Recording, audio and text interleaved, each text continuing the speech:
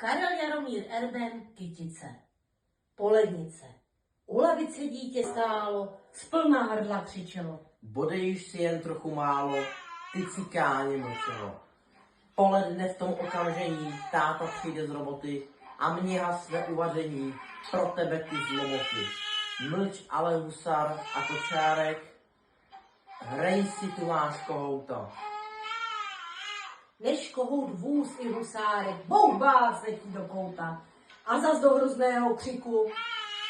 I budeš se je sršen sám, že na tebe nezvedníku polednici zavolám.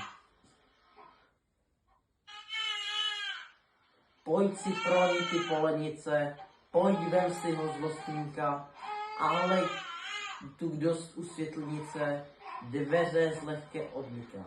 Malá hnědá tvář divé, pod plachetkou osoba. Oberličce hnáty křivé, hlas vychřice podoba. Dej sem dítě! Kriste, Pane, ospuď hříchy, říšnici, dík, že smrdí neodvané, ehlehuj polednici. Cestou se plíží tiše, polednice jako stín. Matka hrůzou se tvaríše, dítě chopic na svůj klín. A vinouc je zpět pohlíží, běda dítěti. Polednice blíž se plíží, blíž a je jí v zápětí. Již vztahuje po něm ruku, matka tisknou z ramena. Pro Kristovu drahou muku, Klesá smyslu zbavená. Tu slyš jedna druhá třetí. Polednice zvon udeří.